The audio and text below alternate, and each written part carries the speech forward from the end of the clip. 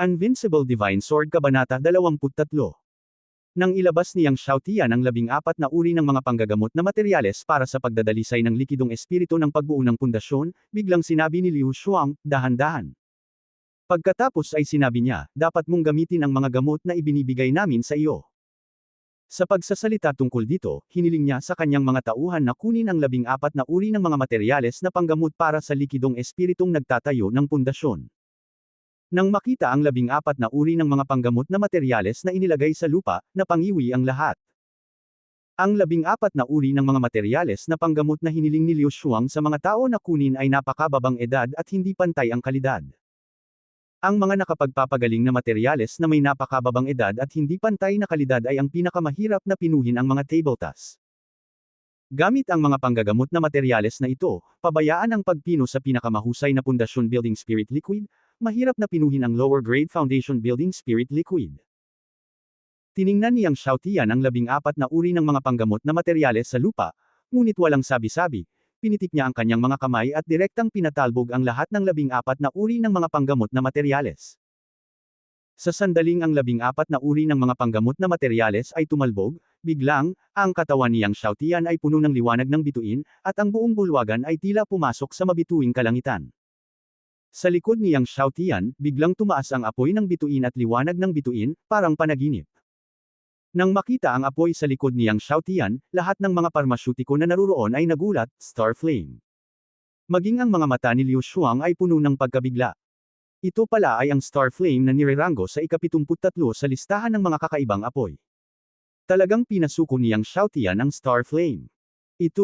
Paano ito napasuko niyang Xiaotian?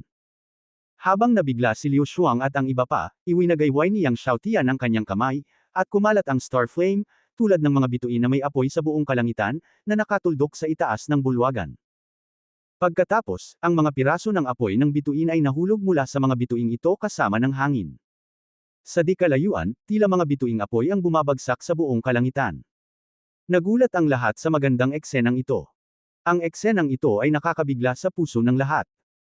Nang bumagsak ang mga apoy ng bituin na ito, bumaril siyang Xiaotian gamit ang isang kamay, at 14 na uri ng mga panggamot na materyales ang nagsimulang dumaloy ng mabagal sa hangin. Habang ang 14 na uri ng mga panggamot na materyales ay dahan-daang umaagos, ang mga ito ay nahulog at ang bituin ay nagniningas, at ang kaunti sa mga ito ay dumampi sa mga panggamot na materyales na ito. Kung mas luma ang mga panggamot na materyales, mas maraming apoy ng bituin ang kanilang nahawakan. Sa ilalim ng pag-aapoy ng apoy ng bituin, ang 14 na halamang gamot ay nagsimulang matuno ng dahan-dahan. Sa panunood ng mahiwagang eksenang ito, lahat ay nagpipigil ng hininga, na parabang natatakot silang abalahin ang mga natutunaw na halamang gamot.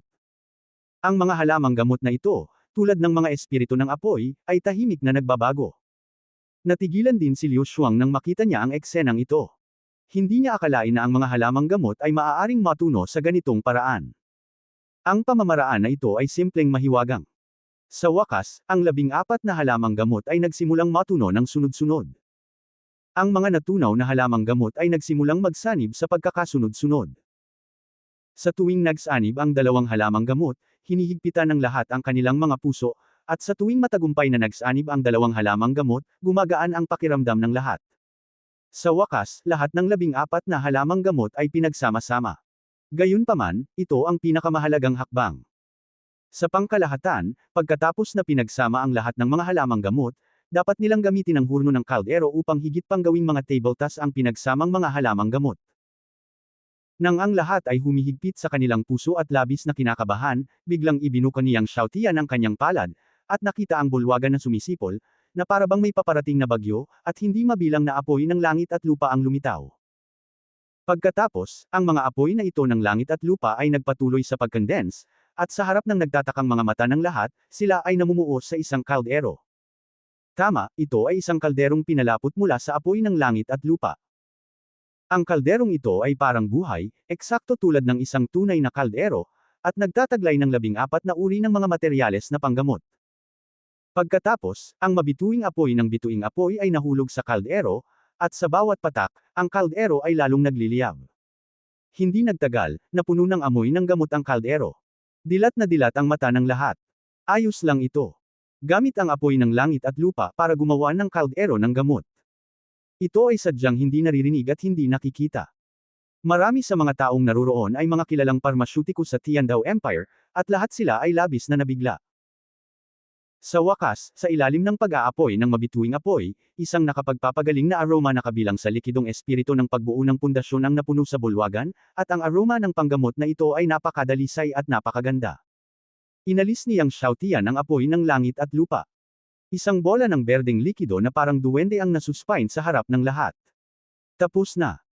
Nang makita ng lahat na matagumpay na napino ang espiritual na likidong nagtatayo ng pundasyon, nakaramdam sila ng kagalakan. Nasaksihan nila ang kasaysayan at mga himala.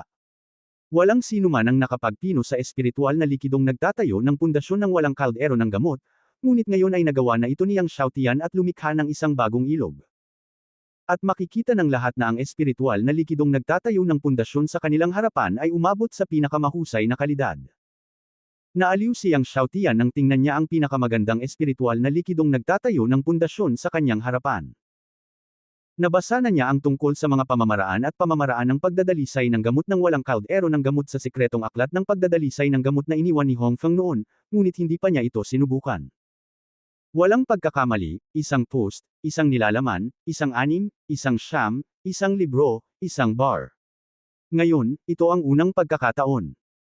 Nilingan ni Yang Xiaotian ang kanyang ulo at tumingin kay Liu Shuang, dahil napino ko ang pinakamahusay na espiritual na likidong nagtatayo ng pundasyon, ngayon, buksan ang lahat ng mga kabinet ng gamot. Pangit ang itsura ni Liu Shuang.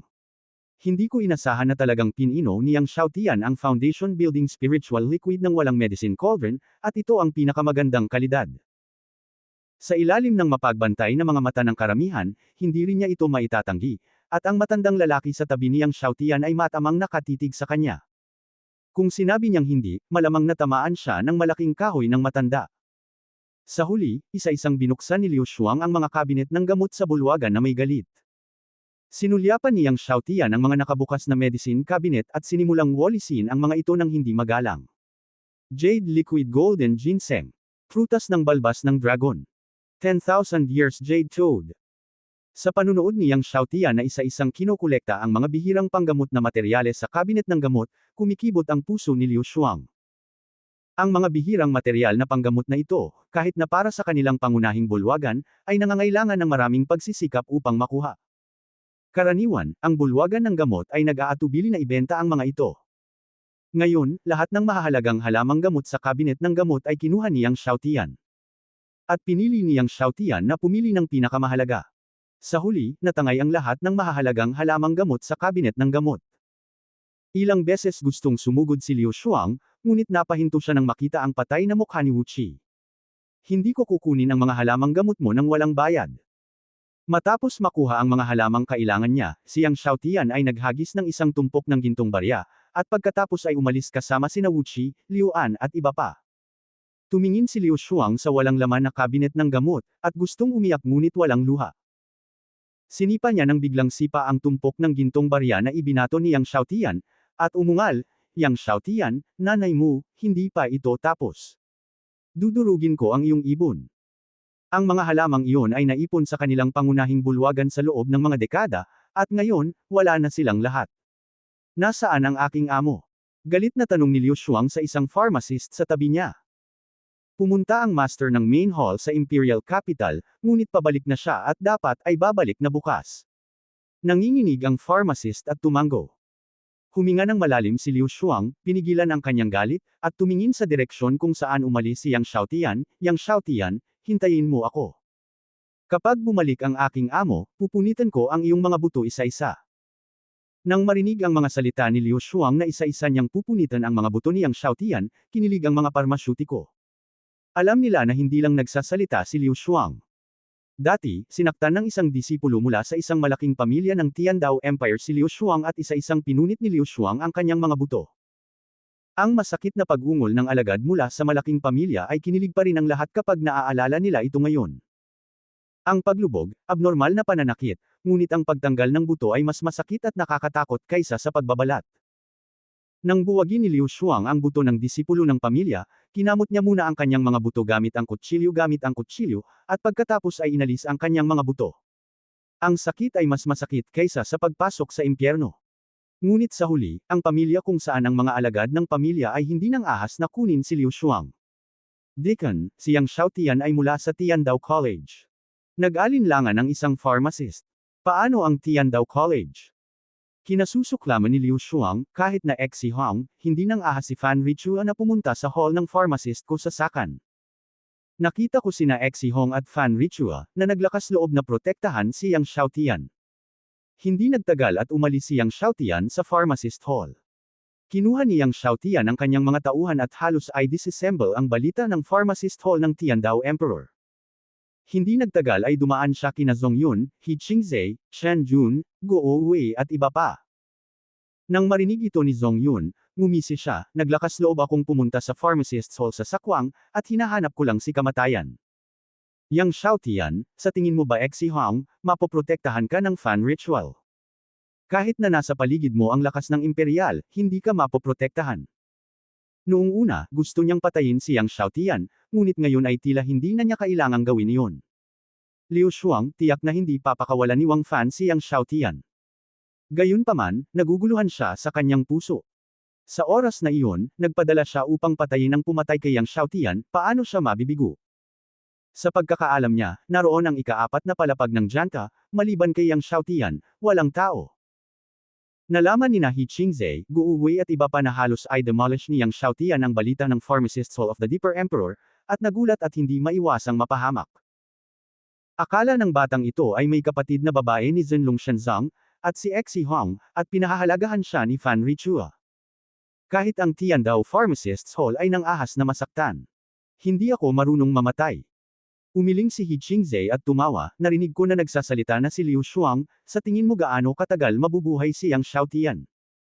Tumawa si Guo Wei, babalik si Master Wang Fan, at ilang araw na ang bagong taon. Pastahan ako na hindi mabubuhay si Yang Xiaotian ngayong bagong taon. Gayunpaman, hindi ko inaasahan na sakupin ni Yang Xiaotian ang apoy ng mga bituin. Nagtataka ako kung paano niya ito nasakop. He Qingzhe dismissed, walang katapusang apoy, hindi ang nangungunang sampung. Pagkaalis ni Yang Xiaotian sa Medicine Hall, hinayaan niyang bumalik ang ilang tao sa bahay, at pumunta siya sa Sword Tower at patuloy na napagtanto ang ika-5 palapag. Bagamat hindi nagising ni Yang Xiaotian ang lakas ng Sword Tower nang maliwanagan niya ang ika-4 na palapag, nakita ng mga estudyante sa Sword Tower ang pagdating ni Yang Xiaotian at tumakas pa rin sila. Nang makita ito, medyo walang magawa si Yang Xiaotian. Siya ay isang maliwanag na buwan, ngunit si He Jiaolo. Ang ika-5 layer ng sword wall ay talagang 5 swordsman. Ngunit maingat na nalaman ni Yang Xiaotian na ang mga espada ng 5 eskrimador ay magkaiba. Sa ilalim ng kanyang buong ginseng ng Diyos, hindi nagtagal, napunta siya sa mundo ng sword wall. 5 eskrimador ang nagsimulang magsagawa ng espada. Ang 5 people swordsmanship ay mas komplikado at mas mabilis kaysa sa ika-4 na palapag. Maging si Yang Xiaotian ay hindi nakikita ang pagiging eskrimador ng 5 tao. Sa huli, ginamit ni Yang Xiaotian ang kapangyarihan ng pusong espada para makitang malinaw na nakikita ng 5 tao ang 5 tao. Paraan ng espada. Ito ang kapangyarihan ng Sword Heart, na tumutulong upang maliwanagan ang swordsmanship at mapabuti ang bilis ng sword method. Hindi nagtagal, natapos muna ang 5 tao. Iba ang swordsman ng 5 tao. Para matulungan si GK Sword Heart, sa unang pagkakataon, ganap na isinulat ni Yang Xiaotian ang 5-person sword method. Pangalawang beses, pangatlong beses. Sa tuwing titingnan ko ito, may bagong kaliwanagan si Yang Xiaotian. Si Yang Xiaotian ay ganap na nalubog sa mundo ng sword wall. Ganap na natanto ni Yang Xiaotian ang ika-5 layer ng sword wall swordsmanship, na kinabukasan na. Gayunpaman, bagamat lubos niyang niliwanagan ang ika-5 layer na pader ng espada, bilang ika-4 na palapag, hindi niya pinaliit ang puso ng espada at ginaisang ang lakas ng tore ng espada. Dahil sa karanasan sa ika-4 na palapag, hindi nabigo si Yang Xiaotian sa pagkakataong ito, ngunit pumunta sa ika-6 na palapag upang patuloy na mapagtanto ang ika-6 na patong ng mga pader ng espada. Tulad ng pagliwanag ni Yang Xiaotian sa ika-6 na palapag ng sword wall, bumalik si Wang Fan kay Tiandao Huangcheng at nakita ang mga butas sa bubong ng Yaojan. Malungkot ang mukha niya. Dahil ang bubong ng Medicine Hall ay gawa sa napakabihirang materyales, mahirap hanapin ang material na ito. Sa makatuwid, ang lukab ng bubong ng pangunahing bulwagan ng Phantom Hall ay hindi pa napupunan. Nananatili pa rin sa butas na iyon ang hugis ng ulo ni Liu Shuang. Ang araw ay sumisikat mula sa kuweba. Napakaliwanag nito sa lupa. Tumayo si Wang Fan sa ilalim ng butas at walang sinabi. Lahat ay sekeda at walang lakas ng loob na sabihin. Maging si Liu Shuang, na dating mayabang, ay napahiya sa isang tabi, at maging ang kanyang baywang ay medyo tuwid. Lumapit muli si Wang Fan sa medicine cabinet at muling tumingin sa walang laman na medicine cabinet. Nang mapurol ang kapaligiran ng pangunahing bulwagan, biglang sinabi ni Wang Fan, sabihin mo sa akin ang matandang iyon. Natigilan ang lahat, at pagkatapos ay naaninag na itinuro ni Wang Fan ang kakaibang mangkukulam sa tabi ni Yang Xiaotian. Naalala ni Lugang at Wu Chenjin ang sitwasyon kay Wu Qi noong panahong iyon at ibinigay ito kay Wang Fan ng detalyado. Walang pagkakamali, isa, 619, isang libro, isang libro. Nang marinig ito ni Wang Fan, naghinala siya, malaking kahoy na stick. Parang wizard. Sa kanyang isipan, sumilay ang isang matagal nang hinihintay na matanda, siya ba? Matanda na ba ito at hindi pa patay?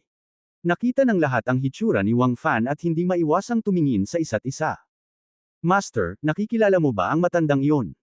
Humakbang pasulong si Liu Shuang at maingat na nagtanong. Sinabi ni Wang Fan, at sinabi, ito ay dapat na isang makamandag na mangkukulam. Lason na bruha. Narinig ito ni Lugang, Wu Chenjin at iba pa, at lubos na nagbago ang kanyang mukha. Bagamat hindi pa nila nakita ang poison witch sa bibig ni Wang Fan, mailalarawan sila bilang dumadagandong. Nakakamandag na mangkukulam. Naguguluhan si Liu Shuang. Sinulyapan ni Wang Fan si Liu Shuang at sinabing, normal lang na hindi mo alam. Ang poison witch ay nawala ng halos 60 taon. Si Lord Lu Yi ang kanyang panganay na disipulo. Panginoong Lu Yi. Nang inag si Liu Shuang. Siyempre kilala niya si Lu Yi. Siya ang elder ng kasalukuyang Shenlong Empire Pharmacist Hall at isa ring bagong promote na elder. Siya ay sikat sa buong mundo at kilala bilang isa sa mga maalamat na parmasyutiko sa mundo ng Shenlong Empire Pharmacist. Sinabi ni Wang Fan sa malambing na boses, bagaman si Lord Lu Yi ang kanyang pinakamatandang disipulo, sa pagkakaalam ko, si Lord Lu Yi at ang Poison Witch ay matagal nang magkaaway. Si Liu Shuang at ang iba pa ay natigilan. Guro, gusto pa ba nating patayin si Yang Xiaotian? Tanong ni Liu Shuang pagkaraan ng ilang sandali. Ngumisi si Wang Fan, kung gusto nating patayin si Yang Xiaotian, bakit kailangan nating gawin ito? Pagdating ng panahon, hayaan ang mga tao mula sa Empire Pharmacist Hall na harapin ang bagay na ito. Pagkatapos ay tumingin siya sa butas sa bubong, huwag munang punan ang butas na ito. Kapag ang Empire Pharmacist Hall ay nagpadala ng isang master pababa, ito ang magiging ebidensya. Nang lumabas si Yang Xiaotian matapos maunawaan ang ika-6 na palapag ng Sword Tower, 3 araw na ang lumipas. Sa kasamaang palad, matapos maunawaan ang ika-6 na antas ng Sword Tower, nabigo pa rin siyang i-condense ang Sword Heart. Naglakad si Yang Xiaotian sa kalye. Ngayon ay bisperas ng bagong taon. Bahagyang umuulan ng nyebe at medyo malamig, ngunit ang kalye ay puno ng kagalakan. Nang bumalik si Yang Xiaotian sa bahay, nakita niya ang isang grupo ng mga figure na nakatayo sa harap ng gate ng bahay mula sa malayo.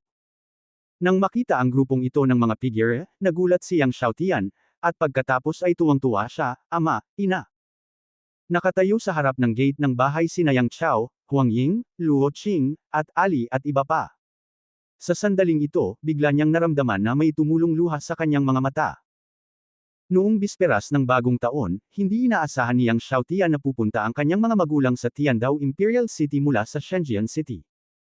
Bilang karagdagan sa kanyang mga magulang, nandoon lahat sina Luo Qing, Liao Kun, at Ali at iba pa. Xiaotian. Nakita ni Nanay Huang Ying si Yang Xiaotian mula sa malayo at masayang sumigaw, pagkatapos ay mabilis na lumakad mula sa gate at binigyan ng mahigpit na yakap si Yang Xiaotian. Pulang-pula ang mukha ni Huang Ying dahil sa lamig. Ngunit mainit ang hiningang ibinuga niya. Nakita ni Yang Chao, Luo Qing, Liao Kun, at Ali at iba pa si Yang Xiaotian at masayang naglakad. Xiaotian. Young Master.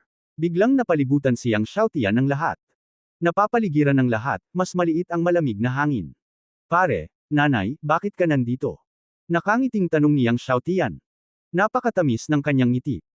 Ngumiti si Yang Chao at sinabing, pagkatapos mong malaman na nanalo ka sa unang pwesto sa Tiandao College Admissions Assessment, ginulo ako ng iyong ina at pinilit na dalhin natin siya dito. Kaya pumunta kaming lahat dito. Inilibot ni Huang Ying ang kanyang mga mata kay Yang Chao at sinabing may kalokohan, ganyan ka pa rin. Kung hindi mo sasabihin, hindi ko alam na nami mismo ang iyong anak. Napangiti si Yang Chao na nahihiya. Nakaramdam ng init sa kanyang puso si Yang Xiaotian. Ang sarap sa pakiramdam na may pamilya sa paligid. Tara, uwi na tayo. Ngumiti si Yang Xiaotian sa kanyang ina at ama. Okay, uwi na tayo. Ngumiti si Huang Ying. Kinuha ni Yang Xiaotian si Huang Ying at naglakad patungo sa bahay. Ngumiti si Yang Chao at sinabing, ikaw anak, may nanay ka at kalimutan mo na ang iyong ama. Inilibot ni Huang Ying ang kanyang mga mata kay Yang Chao at sinabing, matanda ka na, hindi ka na makakalakad. Nagtawanan ang lahat. Pagbalik sa bahay, ngumiti si Yang Xiaotian at sinabi sa lahat, kumain tayo ng karne at uminom ngayong gabi. Oo, Ginoo. Napakalakas ng tunog kaya napag-alog ang mga snowflake sa mga sanga sa bakuran. Kaya, inutusan ni Yang Xiaotian si Atali na kumuha ng mga tao para bumili ng karne at alak, lahat ng uri ng masarap na karne ng espiritu ng hayop at ang pinakamasarap na alak sa Tiandao Imperial City. Gaya nga ng sinabi niya, ngayong gabi, kumain sila ng karne at uminom ng alak. Ang mahinang nyebe ay bumabagsak pa rin. Gayunpaman, mainit ang bakuran. Ang liwanag ng bonfire ang nagliwanag sa bawat sulok ng bakuran. Hindi nagtagal, napuno ng amoy ng alak at karne ang bakuran. Hanggang sa hating gabi na ang lahat ay naghiwa-hiwalay. Tumayo si Yang Xiaotian sa sarili niyang courtyard, kinuha ang Tungtian Sword Skill Secret Book, at tiningnan ang ika-15 galaw. Nag-iwan ng mensahe si Hongfeng na kung ganap niyang sanayin ang Tungtian Sword Skill, maaari niyang pangasiwaan ang Tungtian Divine Sect. Sa makatuwid, anuman ang mga kasanayang na-ensayo niya o kung anong mga kasanayan sa espada ang naintindihan niya, palagi siyang nagpupursige sa pagsasanay ng Tungtian Sword Skill. Isang espada sa langit. Ito ang ika-15 galaw ng Tungtian Sword Skill. Ang hakbang na ito ay hindi isang pag-atake, ngunit isang pagtatanggol. Sa ilalim ng isang espada, ang mundo ay naputol, at ang lahat ng puwersa ay naharang sa harap niya. Kung ang espadang ito ay linangin hanggang sa tuktok, ang kapangyarihan ng mga Diyos ay hindi makakasakit kay Yang Xiaotian kapag ito ay ginamit. Maingat na binasa ni Yang Xiaotian ang ika-15 galaw, inalala ito, at iniwagayway ang Tungtian Sword sa kanyang kamay. Biglang, isang bundok ng sword energy ang lumipad palabas. Nang tamaan ang espadang ito, ang bakuran sa harapan ay nawala sa paningin ni Yang Xiaotian sa maikling panahon. Naputol ang lahat. Nang mawala ang kapangyarihan ng espadang ito, naibalik ang lahat. Naalala ni Yang Xiaotian ang kapangyarihan at misteryo ng nakaraang espada, tumahimik sandali, at pagkatapos ay binunot muli ang espada. Ang espadang ito ay mas mabilis kaysa sa nauna, at ang kapangyarihan ay mas nangingibabaw. Pagkaraan ng ilang sandali ng pagsasanay, huminto si Yang Xiaotian, iniisip na makakahanap siya ng isang ilog upang subukan ang hakbang na ito bukas. Kung ang espada ay iniempos at ang tubig ng malawak na ilog ay ganap na naputol, ang hakbang na ito ay maituturing na nilinang sa isang maliit na tagumpay. Siguro, dapat kong tanungin ang tungkol sa Tungtian Divine Religion. Palihim na sabi ni Yang Xiaotian. Ngayon, nasa kaharian na siya ng Martial King, at hindi magtatagal ay makapasok siya sa kaharian ng Martial Sect. Bagamat hindi niya kayang pangasiwaan ang Tungtian Divine Religion ngayon, gusto niyang malaman ito ng maaga. I wonder kung alam ni Lao Ming ang tungkol sa Tungtian Divine Religion. Sa pag-iisip nito, ipinatawag ni Yang Xiaotian ang Asher Thunder Python. Young Master, gusto mong magtanong tungkol sa Tungtian Divine Religion. Nagulat ang Asher Thunder Python. Tingnan mo ang libro. Inilabas ni Yang Xiaotian ang espada ni Tungtian. Tibak ni Tungtian. Nagulat ang Asher Thunder Python. Dahil ginugol nito ang karamihan sa kanyang oras sa pagpapagaling sa kaldero ng gamot sa mga araw na ito ang unang pagkakataon na nakita nito ang espada ni Tungtian. Nang malaman na si Yang Xiaotian ay kinilala bilang Master ng Sword of Tungtian mahigit 1 taon na ang nakalipas, at nag-practice ng Sword of Tungtian hanggang sa ika-15 galaw, ang Asher Thunder Python ay hindi alam kung ano ang sasabihin ng ilang sandali. Bilang hari ng mga banal na hayop sa kaharian ng mga Diyos, tiyak na alam nito kung ano ang ibig sabihin ng 10 malalaking espada. Ang Tungtian Divine Religion ay wala sa Kangshen Continent. Pagkaraan ng mahabang panahon, sinabi ng Asher Thunder Python. Wala doon. Nagulat si Yang Xiaotian. Bagamat nakuha niya ang Tungtian Sword, hindi binanggit ni Hongfeng ang Tungtian Sect ng detalyado, kaya kakaunti lang ang alam niya tungkol sa Tungtian Sect. Tumango si Tianqing lamang, ang Tungtian Sect ay nasa Wanjian Continent, na napakalayo sa ating Kangshen Continent. Pagkatapos ay sinabi niya, wala akong masyadong alam tungkol sa Tungtian sect, ngunit ang Tungtian sect ay napakalakas, dapat itong mas malakas kaysa sa Tatian sect. Mas malakas kaysa sa Tatian sect. Nagulat si Yang Xiaotian. Ang Tatian sect ay ang pinuno ng nangungunang 10 super sect sa kanilang Shenlang Empire. Mas malakas kaysa sa Tatian sect, may isip mo kung gaano kalakas ang Tungtian sect. Dapat itong mas malakas kaysa sa Tatian sect.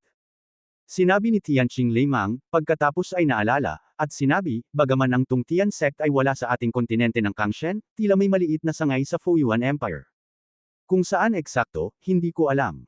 Ang Foyuan Empire. Nagulat si Yang Xiaotian. Ang kontinente ng Kangshen ay malawak at walang hangganan. Bilang karagdagan sa Shenlang Empire, mayroong daan-daang imperyo. Ang imperyong Foyuan at imperyong Shenlang ay parehong sikat na imperyo sa kontinente ng Kangshen. Gayunpaman, ang Foyuan Empire ay hindi malapit sa Shenlang Empire. Kinabukasan. Sa madaling araw, lumabas si Yang Xiaotian sa bakuran at nakita si Xiao Jin na nakatayo sa bakuran na naghihintay. Maligayang bagong taon, Young Master. Binabati kita ng isang bagong taon ng mabilis na lakas, swerte laban sa langit, at kawalang tatag.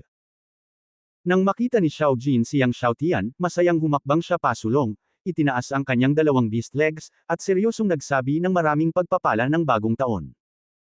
Nakita ni Yang Xiaotian ang nakakatawang hitsura ni Xiao Jin at hindi napigil ang matawa, at binigyan ng maliit na lalaki ng sobrang malaking pulang sobra. Pagkaraan ng ilang sandali, isinama niya si Xiao Jin, ang kanyang mga magulang, si Wu Qi, Luo Qing at iba pa upang bisitahin ang bagong taon. Nang si Yang Xiaotian at ang kanyang partido ay bumibisita sa bagong taon, sinasamahan ni Liu Shuang ang isang binata upang mamasyal sa Tiandao Imperial City. Ang binata ay tinatawag na Zhang Hao.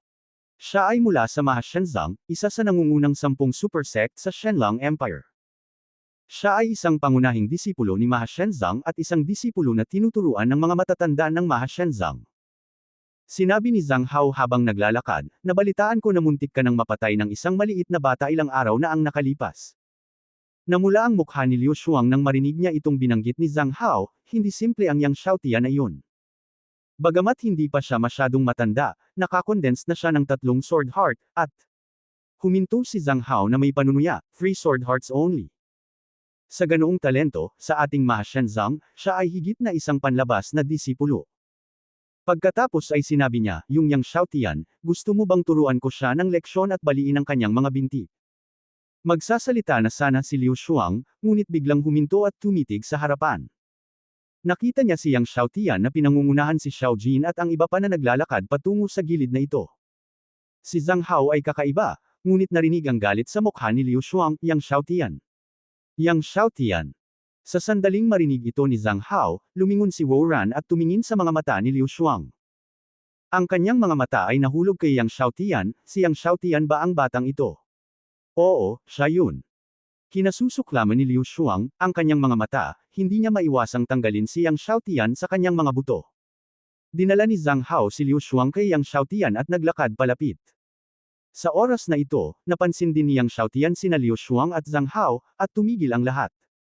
Yang Xiaotian, tama ba?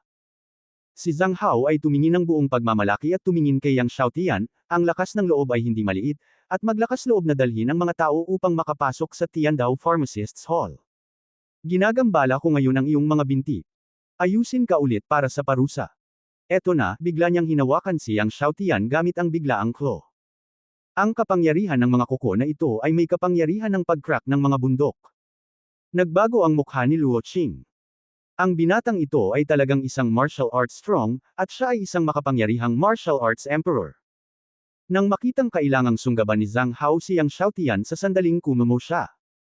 Biglang kumaway ang malaking kahoy na pamalo ng bruha, at tama niyang tinamaan ang mga kuko ni Zhang Haolei. Aba! Nagkaroon ng malakas na ingay. Ang mga higanteng alon ay marahas. Napaatras ng ilang hakbang si Zhang Hao at tumingin sa mangkukulam sa paligid ni Yang Xiaotian. Ikaw pala, natalo sina Luo Gang at Wu Forward. Malamig niyang tiningnan si Wu Qi. Walang ekspresyon ang kulubot na mukha ni Wu Qian, roll. Parang kulog ang tunog. Nagniningning ang utak ni Liu Shuang, nagbago ang kanyang mukha, at umatras siya. Gayunpaman, malamig na bumantong hininga si Zhang Hao, nagbitin sa hangin, ang momentum ng buong katawan ay patuloy na tumaas, at ang kamangha-manghang kapangyarihan ay sumasakop sa party. Ang mga kalye sa paligid ay tila binomba ng mga bundok, at nagsimulang lumitaw ang mga bitek sa lupa. Nagsitakas ang mga naglalakad sa kalye. Ang emperador ay 10. Malamig na tiningnan ni Wu Qi si Zhang Hao. Tama, si Zhang Hao sa kanyang harapan ay isang malakas na tao sa ika-10 martial arts emperor. Malamig ang mga mata ni Zhang Hao, at ang espada sa kanyang kamay ay biglang bumaling sa mangkukulam, at kumaway siyang Xiaotian at ang iba pa. Biglang, ang sword chi ay parang liwanag ng mga bituin, at ang Milky Way ay bumagsak mula noong 9 na araw, at ito ay isang mangkukulam na may takbo ng pagsira sa langit. Binomba niyang Xiaotian. Sword Falling Xinghe. Ipinakita niya ang pinakamataas na mahiwagang kapangyarihan ng Capricorn Shenzong, at nagbago ang mga bituin. Tiningnan ni Wu Qi ang mga bituin na nahulog sa espada ng mga espada, at ang malaking kahoy na tungkod ay kumaway sa kanyang kamay, at nakita niya ang madilim na berdeng lamig habang ang mga ilog ng yelo ay bumabaligtad, tumataas sa langit, at tinanggap ang espada ng kalaban. Sumasabog. Nagulat si Zhang Hao sa likuran. 2 shot ang hindi nagtagumpay. Pangit ang mukha ni Zhang Hao. Ang mahabang espada sa kanyang kamay ay biglang itinuro sa langit, at malamig na sinabi, "Matanda, kunin mo ako para gumawa ng vulgar na Vulcan sword taktika." Nakita ko na ang kanyang buong katawan ay umaalon, ang espada ay buzz, at ang langit ay pumailanglang, at ang kamanghamanghang mga apoy ng espada ay pumailanglang, at siya ay nag-condensed kahit isang anino ng Vulcan. Namilog ang mga mata niyang Xiaotian. Kapag ang isang pinakamataas na supernatural na paglilinang ng kapangyarihan ay nilinang sa tuktok, ang kapangyarihan ng mahiwagang kapangyarihan ay maaaring maging espiritu. Kapag ang espiritualidad ay nabaling, ang kapangyarihan ay tiyak na hindi maihahambing. Ang binata sa kanyang harapan ay nilinang na ang Supreme Magic Fire Vocal Sword Ju sa tuktok. Ito ang unang pagkakataon na nakita niyang Xiaotian ang isang tao na nagsasanay ng Supreme Magic hanggang sa rurok. Cut. Basag. Ang boses ni Zhang Hao ay nagmula sa 9 na araw. Nang makita niyang naputol ang kanyang espada, ang espiritu ni Vulcan ay pinugutan din ng isang apoy na espada. Ang liwanag ng espada ay kamangha-mangha, at ang langit at ang lupa ay tila nahati sa 2 hati. Sa sandaling bumagsak ang liwanag ng kanyang espada, si Luo Qing at ang iba pa ay natakot, at may pakiramdam na hinihiwa sa 2 bahagi ang buong katawan. Nakatayo doon si Wu Qi, ang madilim na berdeng ilaw ng buong katawan ay sumisikat, at ang malalaking kahoy na stick sa kanyang mga kamay ay patuloy na umiikot. Sa bawat pag-ikot, hindi may iwasang igulong nito ang mabigat na madilim na berdeng lamig. Mula sa malayo, ito ay tulad ng isang kakilakilabot na madilim na berdeng sulong na hangin na sumalubong sa mga taktika ng espada ng Vulcan ni Zhang Hao. Patuloy ang pagsabog. Nagulat si Zhang Hao at umatras sa mataas na lugar, at umatras siya ng mahigit 10 hakbang. Napaatras ng ilang hakbang ang bruha, at nanghuli ang rogue. Pangit ang mukha ni Zhang Hao. Hindi ko akalain na ganito pala kalakas ang hamak na matandang ito. Ipinakita niya ang mga taktika ng Fire God Sword na umabot sa rurok, at hindi niya kayang tulungan ang isa't isa. Nang muling magbaril si Zhang Hao, biglang, sa di kalayuan, isang malaking grupo ng mga lungsod ang sumugod. Walang pagkakamali, isa, 619,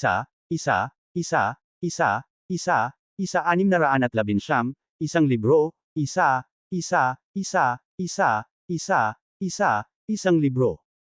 Nang makita ito ni Zhang Hao, kailangan niyang huminto. Malamig niyang tiningnan si Yang Xiaotian, binibilang ang iyong buhay, sa susunod, puputulan kita. At sinabing, huwag isipin na mayroon kang 3 espada. Maraming magagaling, sa ating Capricorn Shenzong, 4-5 puso ng espada. Ganito ka, sa Capricorn Shenzong natin, basura lang. Sa katunayan, sadyang pinalabis ni Zhang Hao.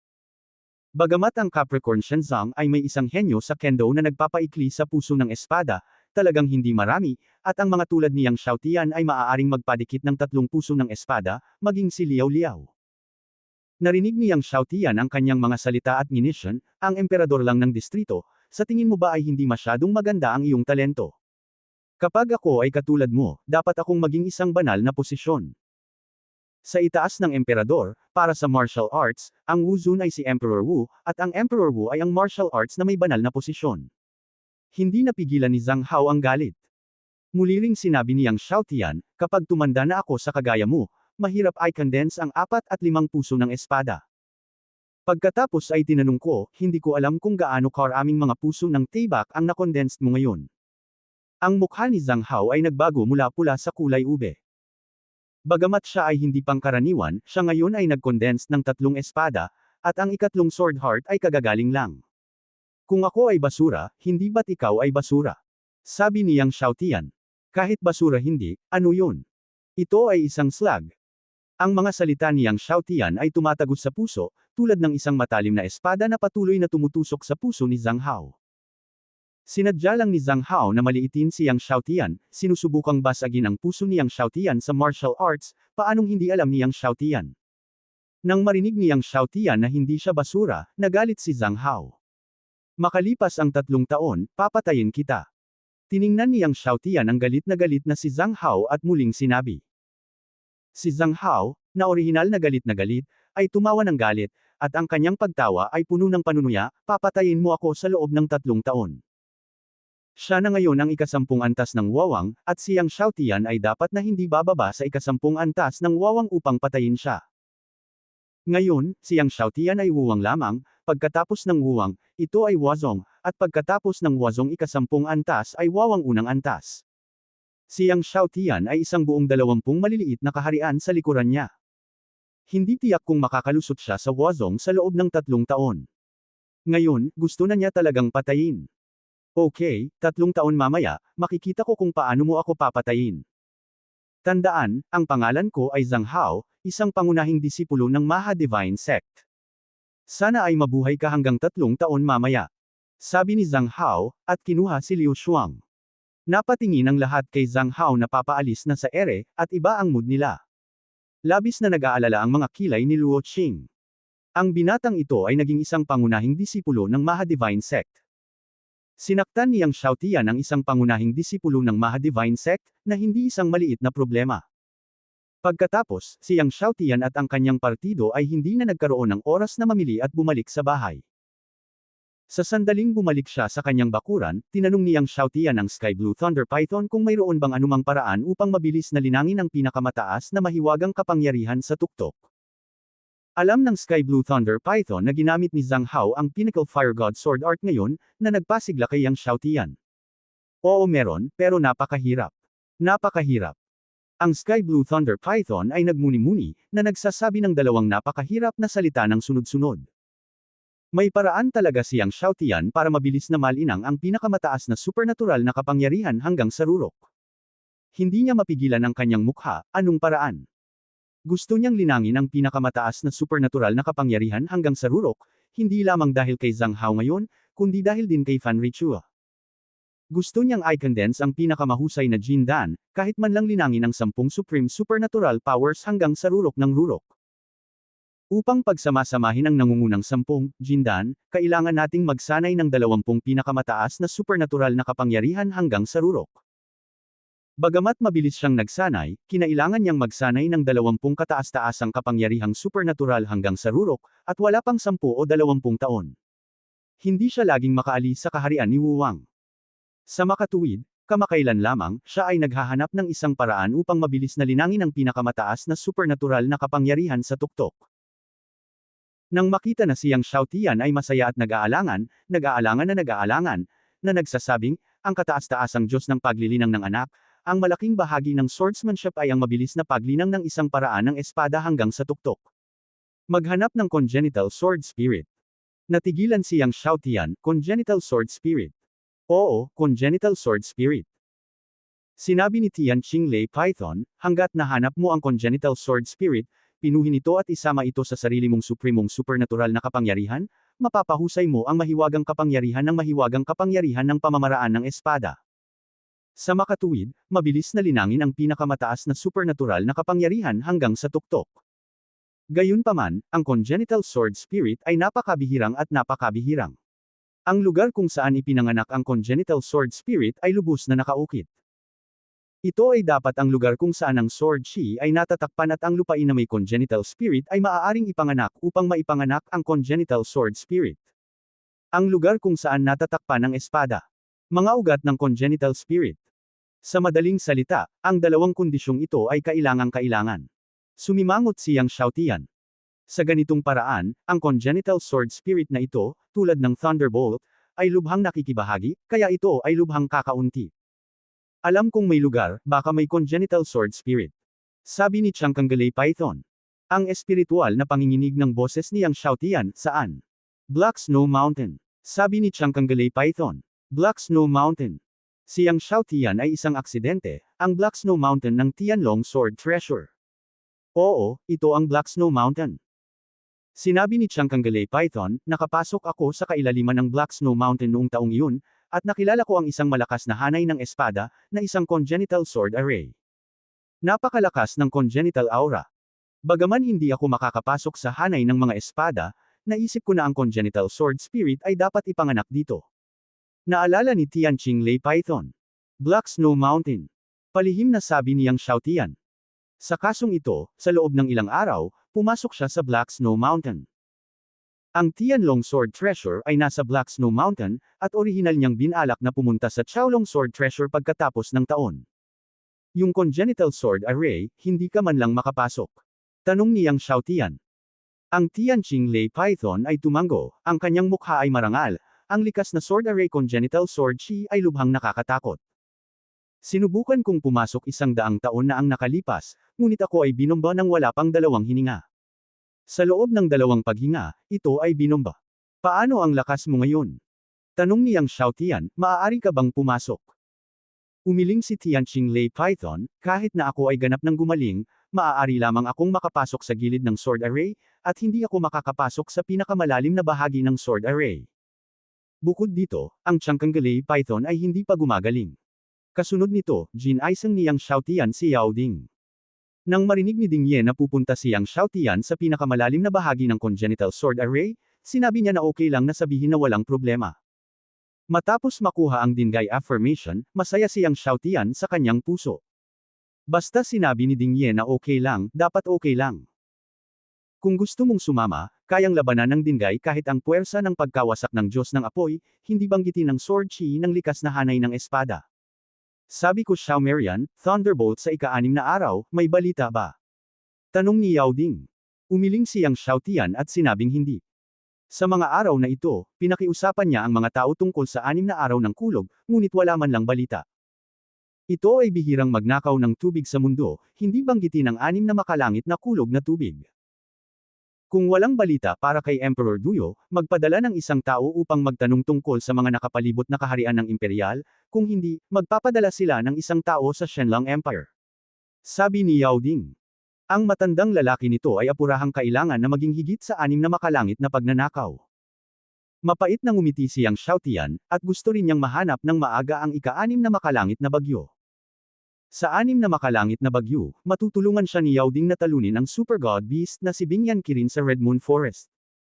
Gayunpaman, walang paraan, walang balita ng ika-6 na pagnanakaw sa kalangitan. Bueno, may ipapadala ako sa nakapalibot na kaharian ng imperial kapag naghihintay ako. Sabi niyang Xiaotian. Walang pagkakamali, 611, 611, isang libro, isang libro. Sa pagkakataong ito, dinala ni Luo Qing ang shadow team na kanyang nilinang, at ginagamit lang ito. Gayunpaman, lubos na naramdaman niyang Xiaotian ang kawalan ng kapangyarihan sa parehong oras. Bagaman sa loob ng higit sa taong ito, pagkatapos niyang linangin, ang 1,000 alipin ay hindi naging mahina sa kanyang mga kamay, ngunit lahat sila ay mga ninuno, at walang martial arts king. Ang 1,000 ninuno ay sapat na upang panuurin sa Shanghai Kingdom, ngunit hindi sapat na panuurin ang kaharian ng Dao, lalo pa sa harap ng mga super zongmen ng Shenlong Empire. Kailangan din niyang magsumikap upang linangin ang mga puwersa sa paligid niya. Ipinatawag niyang Xiaotian si Luo Qing at hiniling kay Luo Qing na ipadala ang mga tao na nasa kanyang nakapaligid na emperador upang magtanong tungkol sa balita ng ika-6 na Tian-Tianlian na dumadagandong na tubig. Kahit na ang pulang kutsilyo ay nawasak ng Darazan, maraming tao ang nakatakas. Kung makatawag ang mga taong ito, isa rin silang malaking puwersa. Naunawaan ni Luo Qing na apurahang kailangan niyang Xiaotian na linangin ang kapangyarihan sa paligid niya, at magalang, anak, makatiyak ka, dapat kong lubos na maalala ang mga disipulo ng Azhou sect. Huminto si Yang Xiaotian, at pagkatapos ay hiniling sa mga tao na kontakan ang pinakamatandang prinsipe ng Wushuang Empire, si Liu Yuan, at ang maalamat na parmasyutiko ng Tiandao Empire, si Jiang Yu, at hiniling sa kanila na magpadala ng mga tao upang magtanong tungkol sa balita ng Sixth Heaven Tribulation Thunderwater. Ngayon, para mahanap ang Sixth Heaven Tribulation Thunderwater, ginamit niya ang lahat ng kapangyarihan na kaya niya.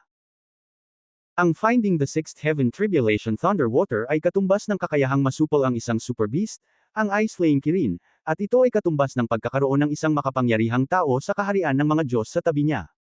Sa makatuwid, kailangan niyang hanapin ang Sixth Heaven Tribulation Thunderwater. Sa sumunod na mga araw, hindi pumunta kahit saan si Yang Xiaotian, ngunit nagpractice ng espada ng Sword Tower sa bakuran at sinamahan ang kanyang mga magulang. Bagamat naiintindihan niya ang ika-6 na antas ng Sword Tower, nasanay lamang siya sa 6 na set ng swordsmanship hanggang sa maliit na antas ng tagumpay. Bago pumunta sa Black Snow Mountain, sinubukan niya ang kanyang makakaya na sanayin ang 6 na set ng swordsmanship na ito at ang gantimpala ng Thousand Swords of the Sky hanggang sa mahusay na antas ng tagumpay. Upang mabawi ang mga pinsala ng Sky Blue Thunder Python sa lalong madaling panahon, hindi lamang ito binigyan ni Yang Xiaotian ng Supreme Life Enduring Peel araw-araw, ngunit hinayaan din itong lumunok ng isang subo ng Heavenly Tribulation Thunderwater araw-araw.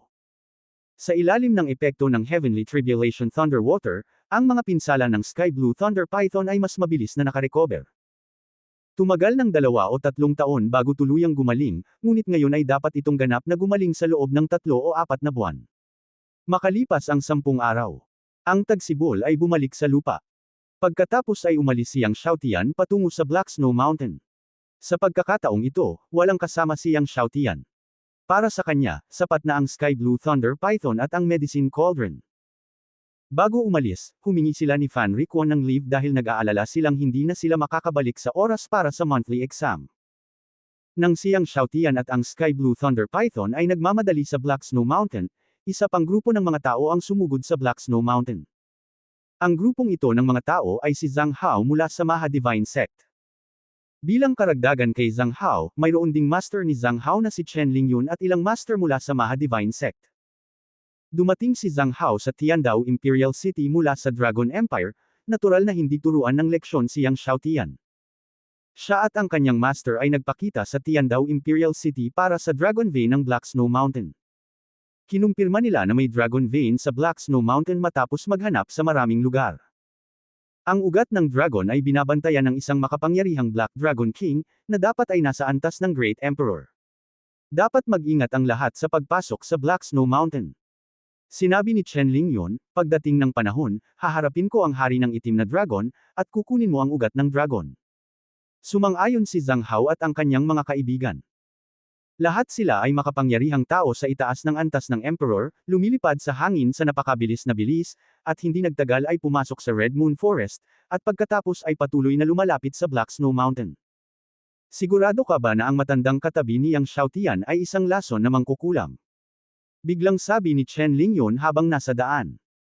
Nagulat si Zhang Hao, at pagkatapos ay nagmamadaling sinabi, "Oo, guro, ayon kay Wang Fan, ang matandang katabi ni Yang Xiaotian ay ang lasong mangkukulam ng nakaraan." Nanlamig ang mga mata ni Chen Lingyun, kapag nakuha natin ang Dragon Vein sa pagkakataong ito at bumalik mula sa Black Snow Mountain, personal kong bibihagan ang matandang si Wu at ibabalik siya sa Maha Divine Sect para maparusahan. Noon, nilason ng Poison Witch ang maraming disipulo ng Maha Divine Sect. Hindi kailanman nakalimutan ng Maha Divine Sect ang account na ito. Ngunit paano ang Panginoon Lu Yi? Nag-alinlangan si Zhang Hao. Si Lu Yi at ang matandang si Wu ay naging magkaaway, at wala na siyang pakialam sa buhay at kamatayan ng matandang si Wu. Sinabi ni Chen Lingyun, "Noon, hindi namin ginalaw ang matandang si Wu para sa kapakanan ni Lu Yi. Ngayong wala na si Lu Yi, maaari na natin siyang patayin kung anuman ang gusto natin." Paano si Yang Xiaotian? Tanong ni Zhang Hao.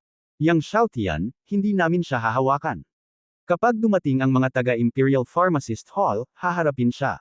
Sabi ni Chen Lingyun. At si Yang Xiaotian ay papunta na habang nagsasanay ng swordsmanship.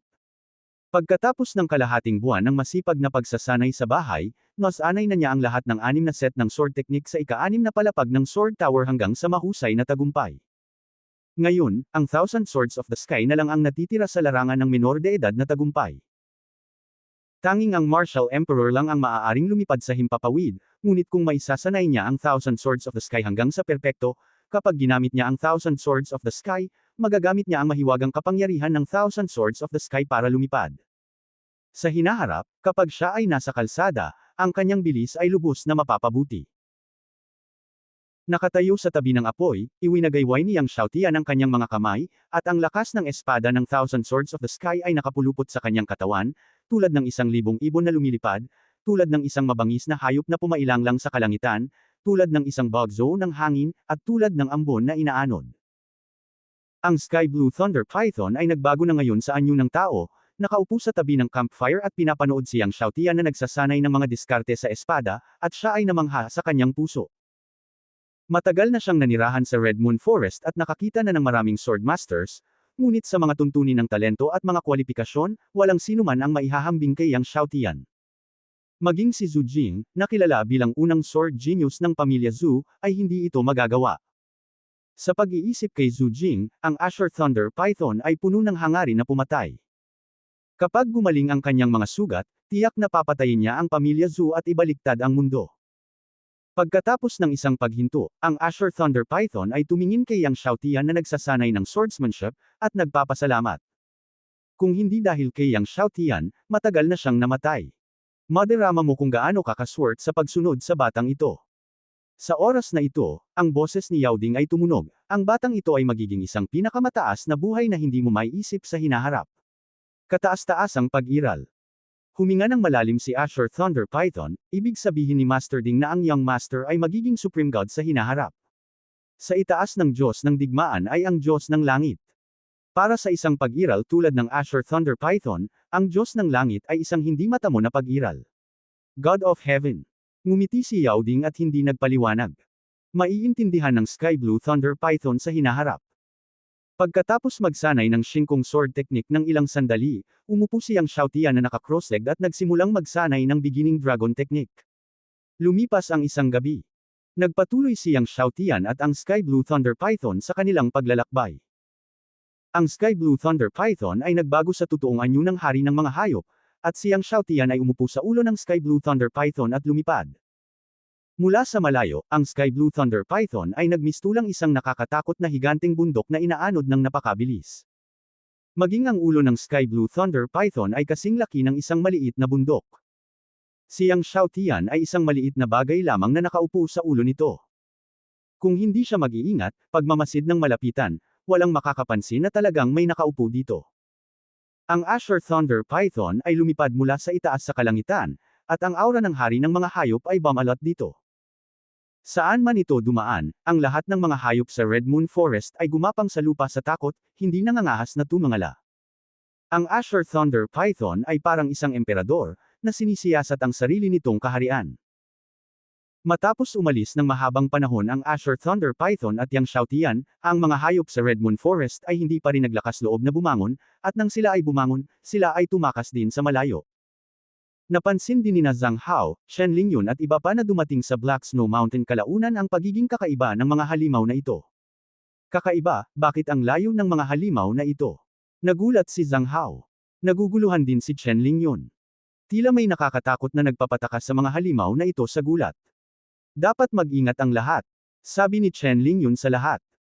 Walang pagkakamali, isang pangungusap, isang nilalaman, isang anim, isang siyam, isang libro, isang bar, tingnan mo. Lahat dapat. Gayunpaman, pagdating nila sa Black Snow Mountain, hindi sila nakatagpo ng anumang pag-atake sa daan. Sa oras na ito, nakapasok na si Yang Xiaotian sa Black Snow Mountain bago sina Shen Lingyun, Zhang Hao at iba pa. Kahit na ang tagsibol ay bumalik sa lupa, ang Black Snow Mountain ay malamig pa rin, at ang itim na snowstorm sa Black Snow Mountain ay mas kamangha-mangha kaysa sa inaakala ni Yang Xiaotian. Ang isang malaking grupo ng mga itim na bagyo ng nyebe ay patuloy na humihip at umaagos sa kalangitan. Napakalakas ng kapangyarihan kaya hindi man lang makatayo si Yang Xiaotian. Bukod dito, ang mga itim na bagyong ito ng nyebe, kapag hinawakan nila ang katawan, nanlamig sa puso, sa utak ng buto at sa kaluluwa. Kahit na nailipat ni Yang Xiaotian ang kanyang tunay na enerhiya, pakiramdam niya ay nagyelo pa rin ang kanyang dugo. Sa wakas, ipinatawag ni Yang Xiaotian ang Flame of the Stars. Ang apoy ng mga bituin ay lumutang sa likod ni Yang Xiaotian, at ang lamig ay nawala. Ang tao at ang hayop ay patuloy na lumipad pasulong. Marami ring makapangyarihang ice beast na nakatago sa Black Snow Mountain. Gayunpaman, kasama ang Sky Blue Thunder Python, gaano man kalakas ang mga ice beast na ito, hindi sila nang ahas na sumulong sa paghahanap ng kamatayan. Kaya, hanggang sa malalim na bahagi ng Black Snow Mountain, siyang Xiaotian ay hindi nakatagpo ng pananambang ng mga hayop. Napakalaki ng Black Snow Mountain. Tinawag itong bundok, ngunit ito ay talagang isang tuloy-tuloy na hanay ng bundok na binubuo ng hindi mabilang na mga bundok. Siyang Xiaotian at ang Sky Blue Thunder Python ay lumipad ng mahigit 1 oras bago makarating sa kanilang destinasyon. Ang Sky Blue Thunder Python ay tumingin sa matayog na itim na tuktok sa kanyang harapan at sinabi, ang likas na pagkakabuo ng espada ay nasa tiyan ng bundok na ito. Tumango siyang Xiaotian, at pagkatapos ay binuksan niya at ng Sky Blue Thunder Python ang pasukan ng kuweba na kanyang tinataka noong taong iyon at pumasok sa tiyan ng bundok. Ang tiyan ng bundok ay hindi kasing lamig sa labas, ngunit napakainit, at kahit ang hangin ay nawala. Nagpatuloy sa paglalakad ang lalaki at ang hayop sa loob. Pagkatapos ng halos kalahating oras na paglalakad, biglang nagliwanag ang dating madilim na daanan. Bagamat hindi pa niya nakikita ang Xiantian Sword Formation, naramdaman na niyang Xiaotian ang lumalakas na enerhiya ng espada. Lihim na nagulat siyang Xiaotian. Habang lumalakad siya, mas lumalakas ang enerhiya ng espada sa kanyang harapan. Maging siyang Xiaotian ay naramdaman na parang nalunod siya ng lakas ng espada. Nagsimulang lumiwanag ang puso ng espada niyang Xiaotian, at hakbang-hakbang siyang naglakad. Sa wakas, dumating siya sa ibaba ng bundok at nakita ang Xiantian Sword Formation na binanggit ni Lao Meng. Sa pagtingin sa Xiantian Sword Formation sa kanyang harapan, siyang Xiaotian ay natigilan. Nakita ko ang sword gas sa langit na puno ng mga mata. Malaki, maliit, makapal, manipis. Sword chi lumilipad na kalangitan. Siyang Xiaotian ay hindi pa nakakita ng napakaraming sword chi. Ang Sword of the Sword Tower ng Tiandao College ay sapat na kamangha-mangha, ngunit kumpara sa sword gas na puno ng kalangitan sa harap niya, maaari lamang itong ituring na maliit na dakot. Ang sword gas na ito ay nasa buong espasyo ng ilalim ng bundok, at ito ay walang katapusan. Nang subukan niyang Xiaotian na sumulong, biglang, ang mga espadang ito ay parang tubig at binomba siya. Natakot siyang Xiaotian kaya mabilis siyang tumalikod. Tumingin ang Changkanggalay Python sa espada ng langit at kumunat ang noo. Kung ikukumpara sa isang siglo na ang nakalipas, ang hangin ng espada ng likas na hanay ng espada ay mas malakas. Ding ye! Sigaw niyang Xiaotian. Biglang gumawa si Yao Ding ng isang grupo ng liwanag, na binalot niyang Xiaotian. Muling lumakad pasulong siyang Xiaotian. Ang espada na puno ng mga espada na puno ng lupa ay binomba muli siyang Xiaotian na parang tubig. Ang sword gas na ito ay kasing dami ng milyon. Kung gaano ito nang hinayang. Kahit na siyang Xiaotian ay may kapangyarihan ni Yao Ding, siya ay nababalot ng kapangyarihan ni Yao Ding. Sa pagtingin sa milyon-milyong espada, siya ay matigas pa rin at ang kanyang puso ay matigas, at ang kanyang puso ay masikip. Boom! Ang tunog ng nakakagulat na pagkabigla sa langit ay patuloy na tumunog. Binaril ng Estremador. Naramdaman lang niyang Xiaotian ang pagdinig kaagad. Parang nanginginig ang buong bundok. Pati ang mundo ay nanginginig. Sa loob ng mahabang panahon, kumalat ang tunog ng malakas na ingay. Nakita niyang Xiaotian na milyon-milyong sword gas ang nagulat. Sa loob ng 100 metro sa kanyang harapan, siya ay naging isang open space. Maging si Tian Qinglei Python ay natigilan. Itinuro niya ang katakutan ng mga espadang ito sa congenital sword array.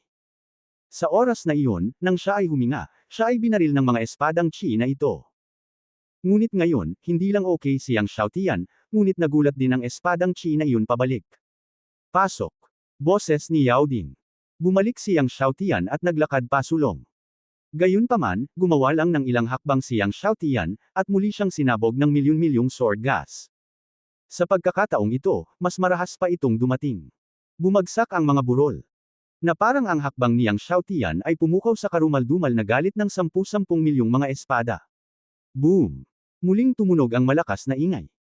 Nang maging kalmado na ang lahat, nakita kong nagulat muli ang sword gas, at siyang Xiaotian ay nakatayo pa rin.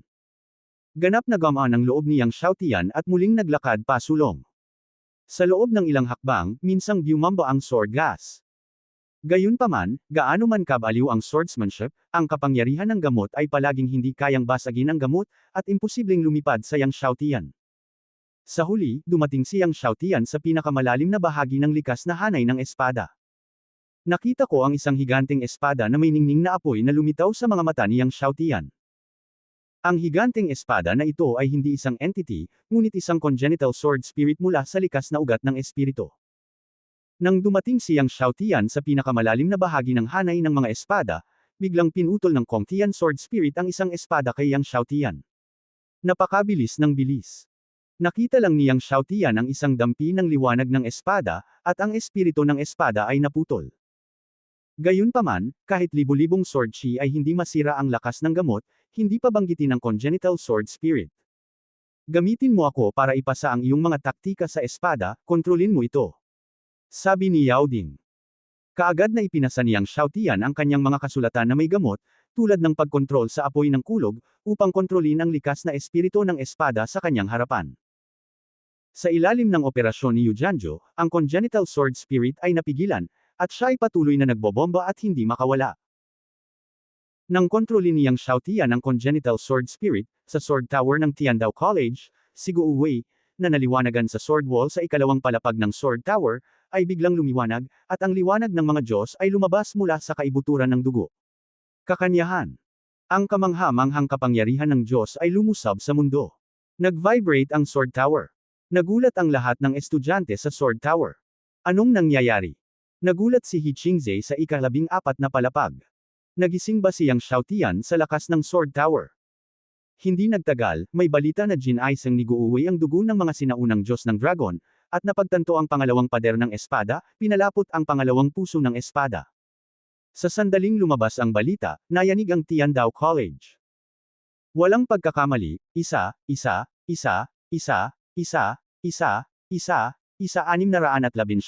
isang libro, isang libro. Ang dugo ng sinaunang Diyos ng Dragon, isa ito sa 10 pinakamalakas na ugat ng dugo noong sinaunang panahon. Okay.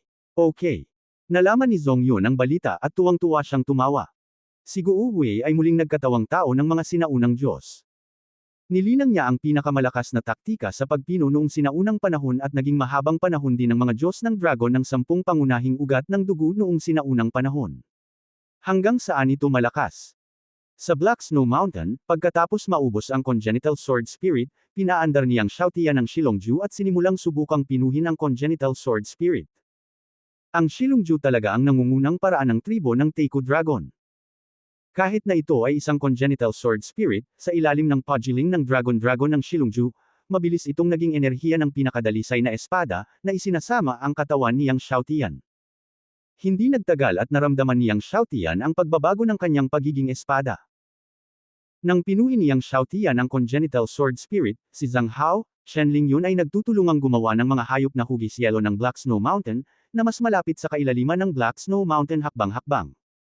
Gayunpaman, ang yelo ng itim na snowy na mga bundok ay labis, at napakaraming pagpatay.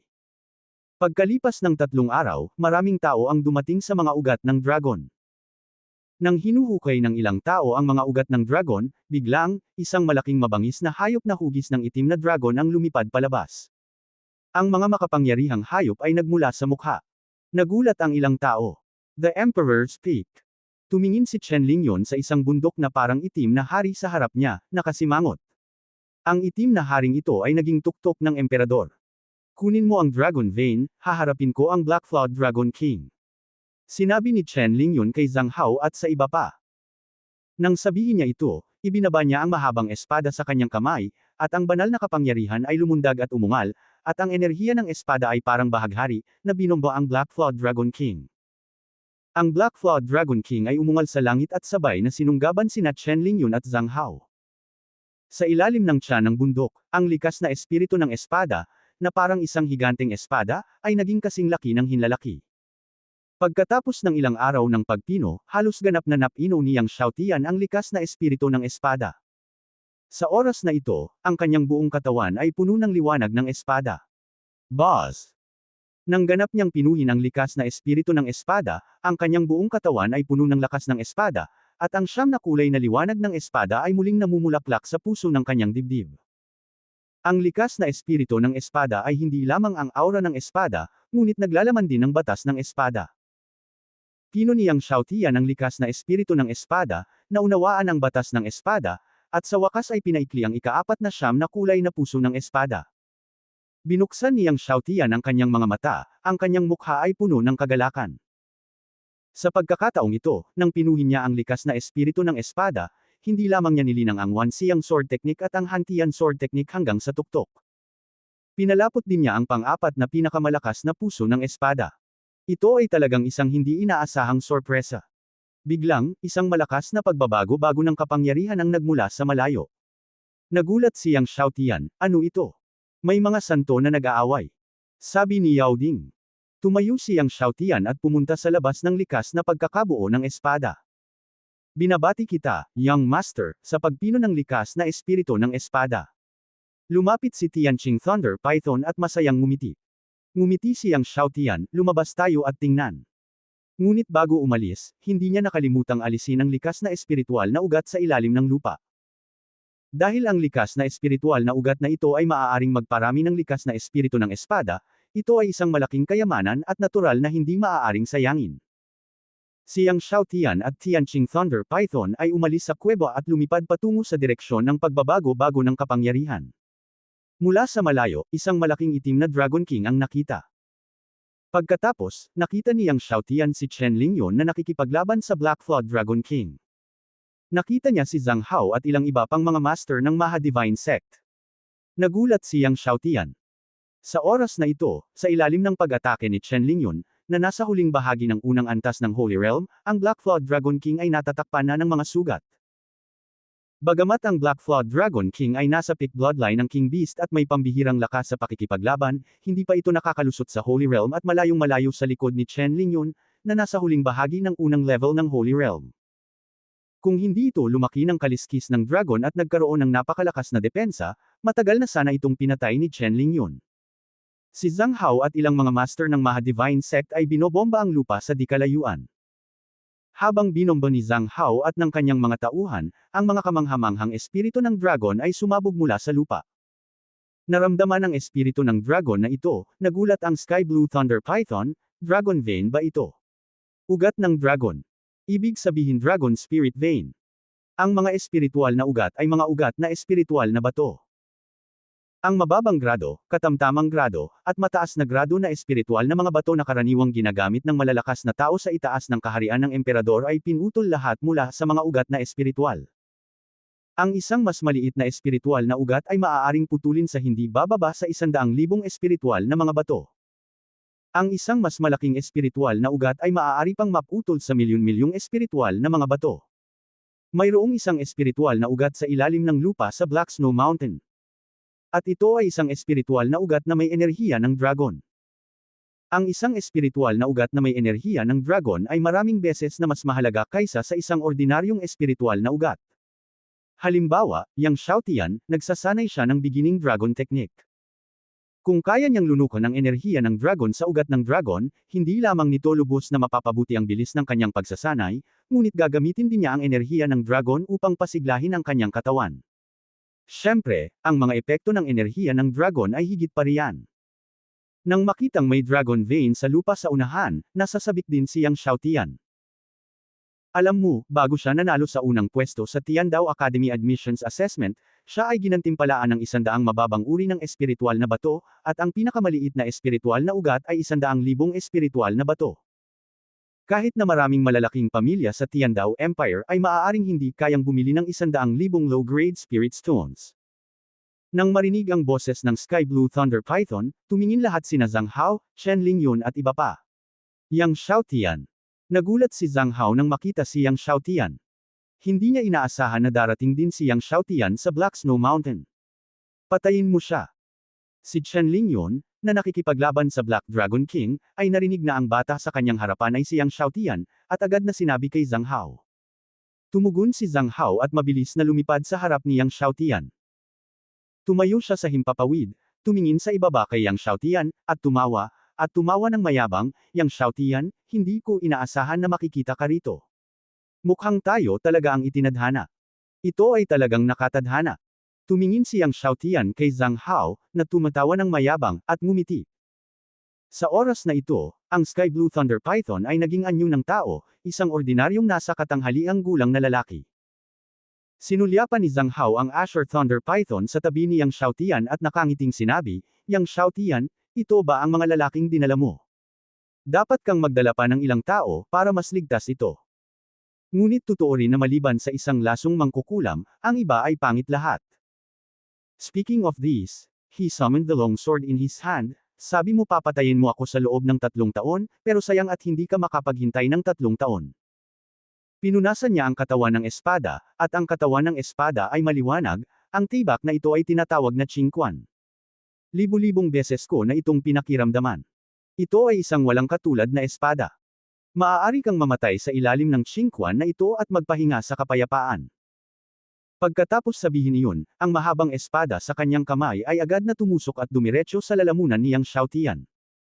Hindi siya gumamit ng anumang supreme magic powers, isang ordinaryong espada lang. Sa kanyang opinyon, ang pagpatay kay Yang Xiaotian, isang ordinaryong espada ay sapat na. Ang kanyang ordinaryong espada ay hindi isang bagay na maaaring hadlangan ng isang ordinaryong martial emperor, higit pa sa isang martial king. Boss! Ang malamig na liwanag ng Qingquan ay kumislap.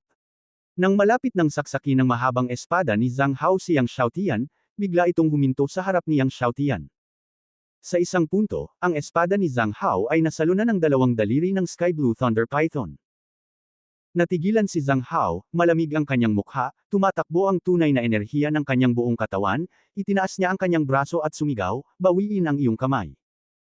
Nang akala niya ay mapapaalis niya ang nasa harap niya, nalaman niyang hindi pa rin gumagalaw ang espada sa kanyang kamay. Ang kanyang espada ay parang ipinasok sa sinaunang sagradong bundok, hindi makagalaw. Sa oras na ito, malamig na sumangot ang Sky Blue Thunder Python, pinitik ang kanyang mga daliri, at nakita si Zhang Hao na parang tinamaan ng sinaunang Divine Thunder, at bumaril ang buong tao. At ang kanyang walang kapantay na espada na si Qingquan ay lalo pang umaalingaw, nabasag sa hindi mabilang na mga seksyon, at marahas na bumaril sa lahat ng direksyon, ang ilan ay bumaril sa puno ng kahoy, at ang ilan ay bumaril sa dingding ng bundok. Ang pader ng bundok ay tumalsik ng lupa at mga bato na parang ulan. Hindi alam ni Zhang Hao kung ilang sinaunang puno ang kanyang itinumba, at nang mahulog siya sa lupa, bumulwak siya ng dugo. Nakahiga siya sa puno ng puno, nakatatakot na nakatingin sa Sky Blue Thunder Python na nakatayo sa tabi ni Yang Xiaotian. Naranasan niya ang Poison Witch sa paligid ni Yang Xiaotian, at tiwala siya na kaya niyang labanan ang Poison Witch, ngunit ang nasa katanghaliang gulang na lalaki sa kanyang harapan ay higit sa 10 beses na mas malakas kaysa sa Poison Witch. Sino ang nasa katanghaliang gulang na lalaking ito? Bilang karagdagan sa Poison Witch, si Yang Xiaotian ay talagang may ganoong master sa paligid niya. Paano nakuha ni Yang Xiaotian ang gayong master? Siya ay hindi bababa sa isang martial master na maaaring malubhang makapinsala sa kanya sa isang suntok. Kahit na sa maharlikang pamilya ng Tiandao, walang maraming martial masters. Walang pagkakamali. Ano? Nagulat si Chen Lingyun at ang iba pa nang makita si Zhang Hao na tinatangay ng isang daliri, at lahat sila ay tumingin sa Sky Blue Thunder Python. Maliban kay Chen Lingyun, ang iba pang 4 na Mahashenzang Masters ay huminto at lumipad papunta dito. Sa mga Mahashenzang Masters na dumating sa pagkakataong ito, si Zhang Hao ang pinakamahina. Ang 4 na Mahashenzang Master na ito ay pawang mga Martial Masters, at hindi sila ordinaryong Martial Masters. Ang isa sa kanila ay umabot pa sa ika-7 antas ng Martial Masters. Sino ka? Tinitigan ng Martial Master ng ika-7 antas ang Azure Thunder Python. Hindi ka karapat-dapat na malaman kung sino ako. Walang pakialam na sabi ni Azure Thunder Python. Sa katunayan, sa kanyang katayuan, ang mga tao ng Maha Divine Sect ay talagang hindi karapat-dapat na malaman. Hindi banggitin si Wu Zun, kahit si Chen Lingyun, na nasa unang antas ng Wu Sheng, ay maaaring hindi kwalipikadong magtanong kung sino siya. Nang marinig ito ng Mahashenzang, galit na galit sila. Ang Mahashenzang ay isa sa nangungunang 10 super sect sa Shenlang Empire. Bilang mga senior deacon ng Mahashenzang, kahit pumunta sila sa Tiandao Palace, yuyuko ang Tiandao Emperor para batiin sila. Talagang sinabi ng nasa katanghaliang gulang na ito na hindi nila nararapat malaman. Hindi lang sila naniniwala na ang isang nasa katanghaliang gulang na lalaki sa tabi ni Yang Xiaotian ay may mas mataas na katayuan kaysa sa Tiandao Emperor. Okay, pagkatapos ay matututo ako mula sa iyong mataas na kakayahan at tingnan kung hindi ako karapat-dapat na malaman. Matigas na sabi ng martial arts master ng 7th level, at biglang sumuntok. Ang suntok na ito ay sapat na malakas upang gumuho ang langit at ang lupa. Nang siya ay sumuntok, hindi mabilang na buhangin at alikabok ang nabalot sa paligid, na bumubuo ng isang nakakatakot na sandstorm. Ito ang pinakamataas na mahiwagang kapangyarihan ni Mahashenzang, ang Torrent Fist. Nang maabot niya ang tugatog ng paglilinang, sumuntok siya tulad ng isang rumaragasang agos, na may walang katapusang agos at walang katapusang kapangyarihan sa pagsuntok, at maaari niyang pasabugan ang mga tao sa 100 milya ang layo. Sa pagtingin sa lakas ng suntok ng kalaban, ang Azure Thunder Python ay walang interes na umatake, at pamitik din ito gamit ang isang daliri. Tila ang daliri, na walang kapangyarihan, ay pamitik sa kamao ng Maha Divine Sect Master. Naramdaman ng Master ng Maha Divine Sect na siya ay tinamaan ng isang lubhang nakakatakot na puwersa, at itinapon at direktang tumama sa pader ng bundok sa di kalayuan. Pagkatapos ay sumabog siya sa pader ng bundok at pumasok sa tiyan ng bundok. Sa tiyan ng bundok, ang dagandong ay walang katapusan at tumagal ng mahabang panahon. Nagulat si Zhang Hao at ang iba pang 3 Maha Divine Sect Masters. Maaaring ang nasa katanghaliang gulang na lalaki sa tabi ni Yang Xiaotian ay ang dakilang emperador. Ang dakilang emperador lamang ang makakapatay ng isang martial Horde 1 sa isang iglap ng kanyang mga daliri. Biglang, nilaslas ni Chen Lingyun ng espada ang Black Dragon King, tumalikod, at sinaksak ng espada ang Azure Thunder Python. Walang inaasahan na biglang bubunot ni Chen Lingyun ang kanyang espada patungo sa Azure Thunder Python, at itinutok ang espada sa kanyang noo. Ang isang espada ay pumapatay sa mga Diyos.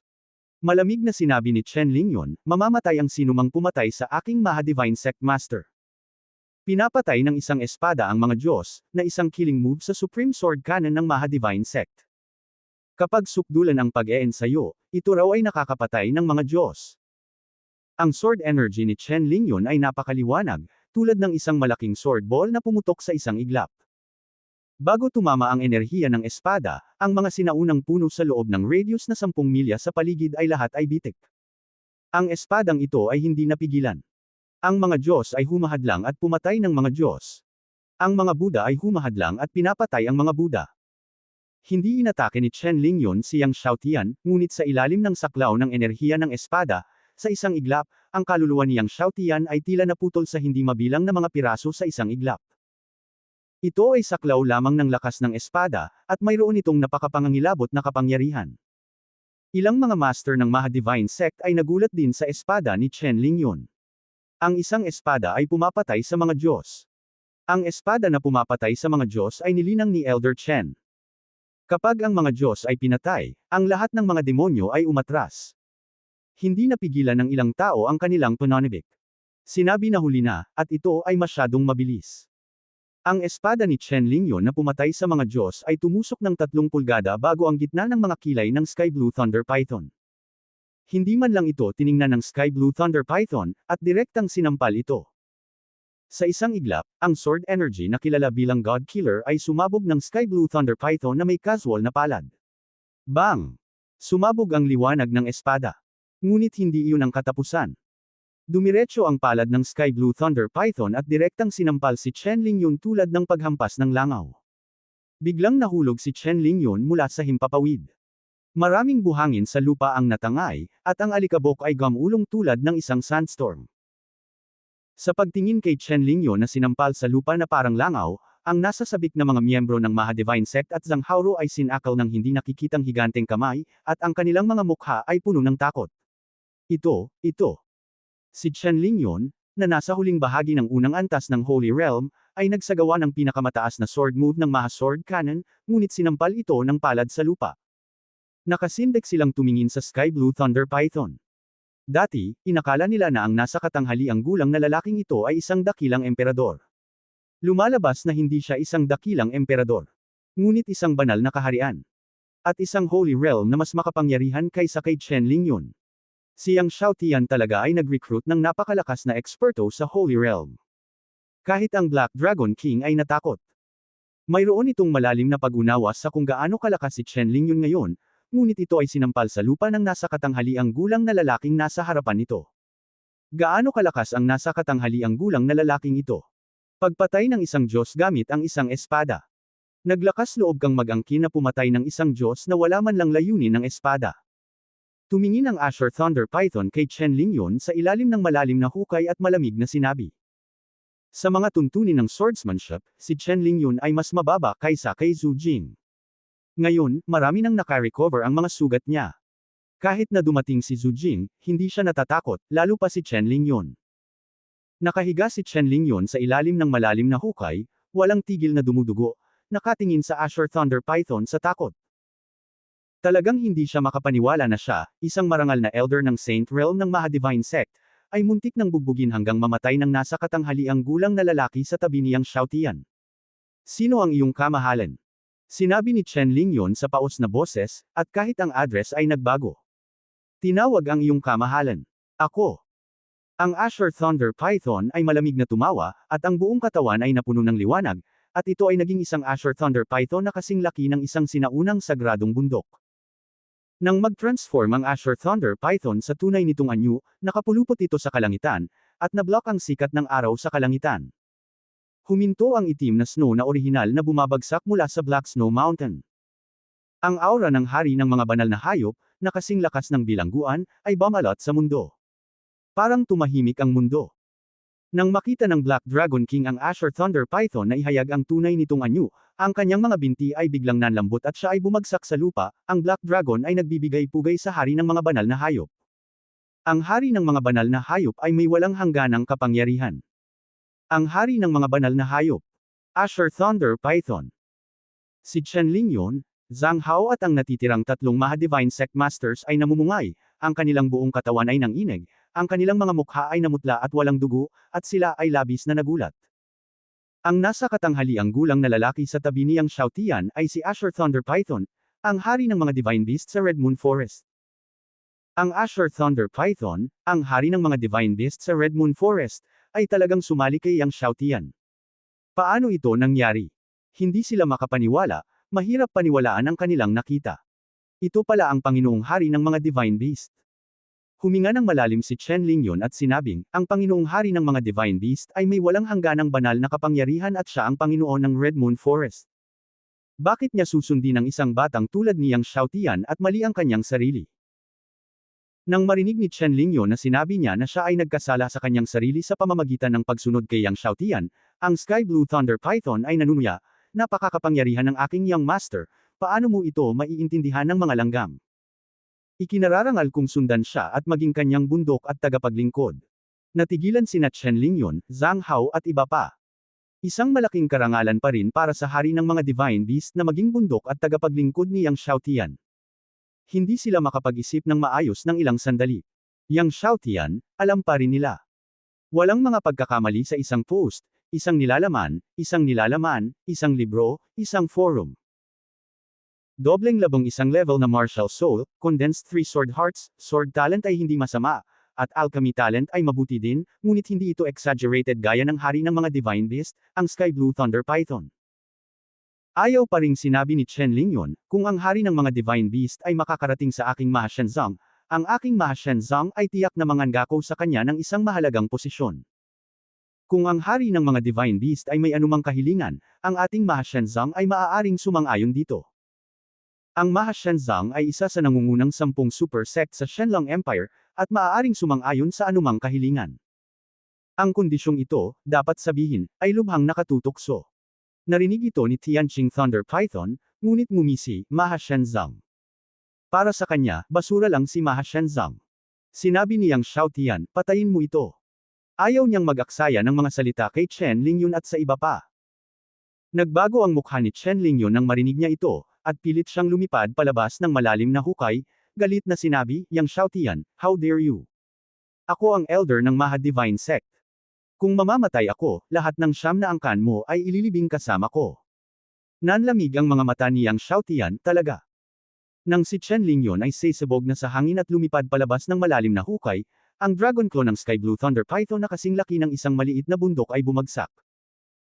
Naramdaman ni Chen Lingyun ang kadiliman sa itaas ng kanyang ulo, tumangala at nakita ang Dragon Claw na kasing laki ng bundok na sumasample, at natakot. Boom! Ang mga kuko ng Asher Thunder Python ay direktang idiniin si Chen Lingyun ng malalim sa lupa. Ang lupa ay patuloy na sumasabog. Nang iangat ng Azure Thunder Python ang mga kuko nito, duguan at mataba na si Chen Lingyun, at imposibleng matukoy kung aling bahagi ang mukha at kung aling bahagi ang katawan. Siya ay ganap na sumabog. Bagamat si Chen Lingyun ay nasa Saint Realm at may malakas na sigla, gaano man kalakas ang sigla, mamamatay siya kung masabugan siya. Nang makita si Chen Lingyun na pinasabog, ang iba pang tatlong senior deacon ng Maha Divine Sect ay tumakas sa takot. Ang Azure Thunder Python ay malamig na sumangot, winalis ang higanteng buntot nito, at umihip ang malakas na hangin. Ang tatlong tao ng Maha Divine Sect ay natangay at nahulog sa malayong mga bundok. Nang bumagsak ang tatlong tao, nabasag lahat ang kanilang mga sandata, at nagkalat ang kanilang mga buto, laman at dugo sa buong lugar. Patay na sila. Sa huli, si Zhang Hao na lang ang natira. Si Zhang Hao, na nakasandal sa puno, ay may nakamamatay na tingin sa kanyang mukha. Sa una, inaasahan niyang papatayin ng kanyang amo ang nasa katanghaliang gulang na lalaki sa tabi niyang Xiaotian gamit ang isang espada, ngunit sinong mag-aakala na ang kabilang partido ay talagang hari ng mga sagradong hayop ng Red Moon Forest, ang Azure Thunder Python. Itinaas niyang Xiaotian ang kanyang espada at naglakad patungo kay Zhang Hao. Tumingin si Zhang Hao kay Yang Xiaotian na naglalakad palapit sa kanya, at nakaramdam ng desperada. Magsasalita pa sana siya, biglang kumislap si Yang Xiaotian at ang mahabang espada sa kanyang kamay ay tumagos na sa lalamunan ni Zhang Hao. Si Zhang Hao, na malubhang nasugatan, ay ganap na walang lakas na lumaban. Tinitigan niya si Yang Xiaotian gamit ang kanyang mga mata, na parabang gusto niyang itatak si Yang Xiaotian sa kaibuturan ng kanyang kaluluwa. Ayaw niyang tanggapin ito. Isa siya sa mga pinakamahuhusay na henyo ng nakababatang henerasyon ng Maha Divine Sect, at dito siya mamamatay. Hanggat nabigyan siya ng sapat na oras, tiyak na magiging santo siya sa hinaharap.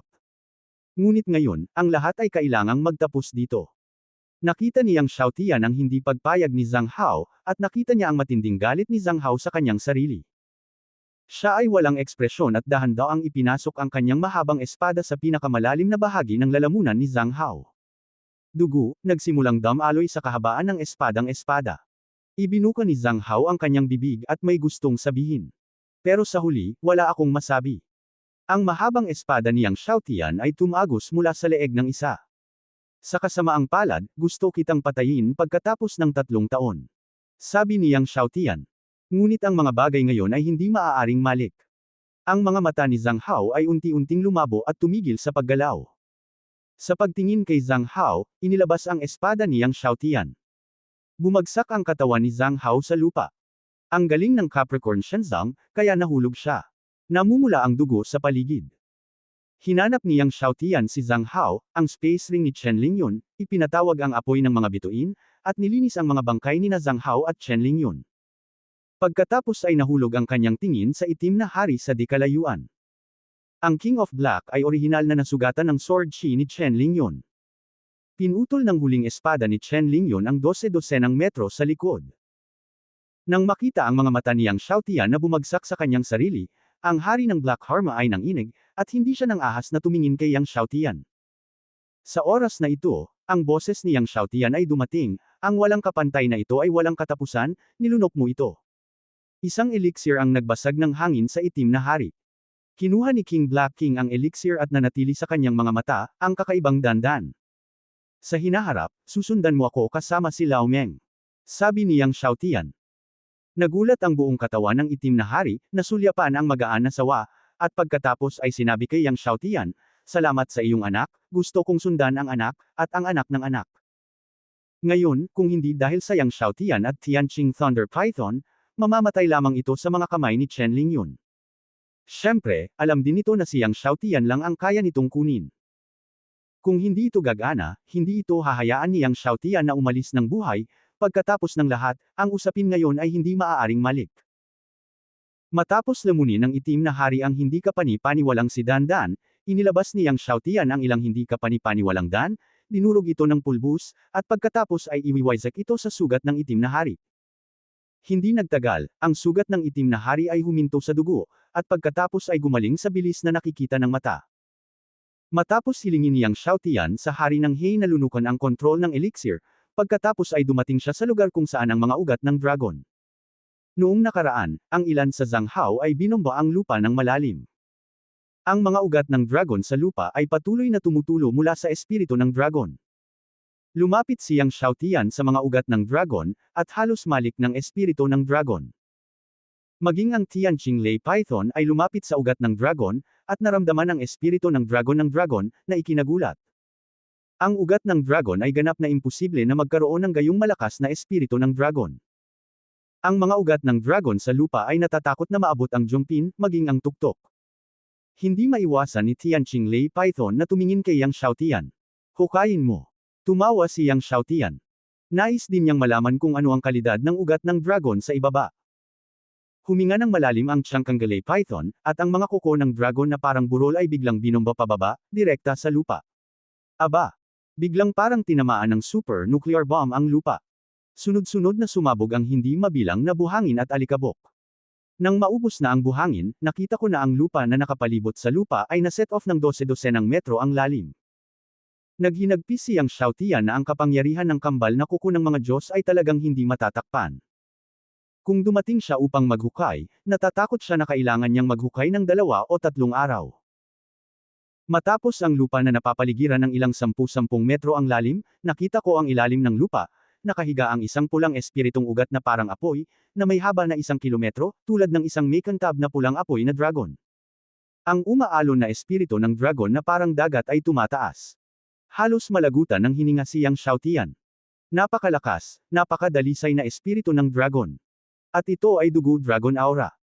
Ang aura ng blood dragon ay mas bihira kaysa sa mga ordinaryong dragon. Pagtingin sa mga blood dragon veins sa harapan ko, kahit na magaan na sawa, natutuwa ito. Ito ang mga espiritual na ugat ng Shangpin, at ang ganoong kalaking mga ugat ng dragon ng dugo ay sapat na upang putulin ang milyon-milyong mga spirit stone ng dragon ng dugo. Bagamat siya ay nasa dugo ng sinaunang Leidong, ang dugo ay hindi dalisay. Kung maaari niyang patuloy na lamunin ang dragon ng dugo, kailangan niyang bumalik sa kanyang ninuno sa hinaharap upang makamit ang tunay na sinaunang ugat ng dugo ng Lei Dragon. Sa oras na iyon, maa-advance siya sa isang super god beast. Walang pagkakamali, 619,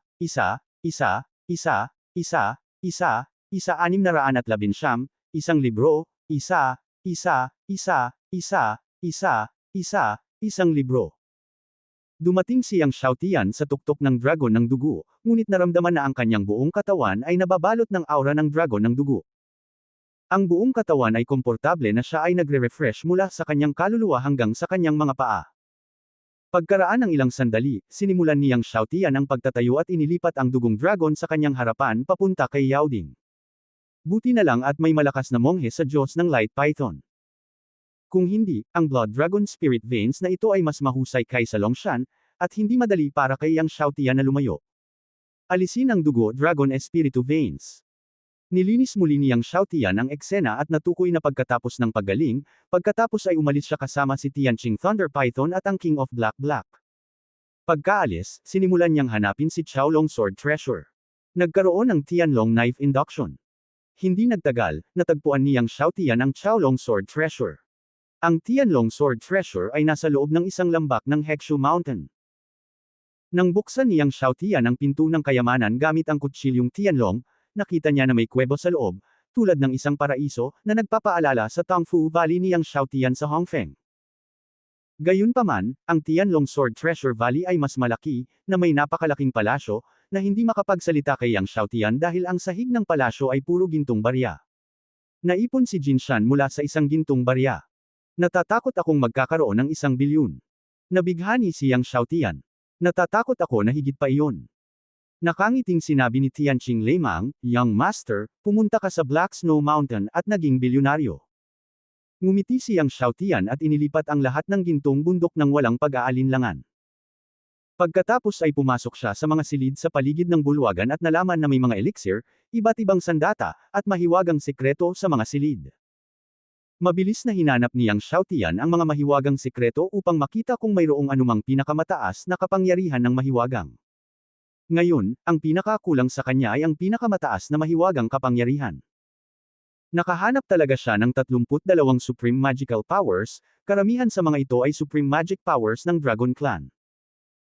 Para sa iba, ang pinakamataas na mahiwagang kapangyarihan ng angkan ng dragon ay walang silbi at hindi matagumpay na malinang, ngunit para kay Yang Xiaotian na nagsasanay ng panimulang sining ng dragon, ang pinakamataas na kapangyarihang ito ng angkan ng dragon ay magandang kayamanan.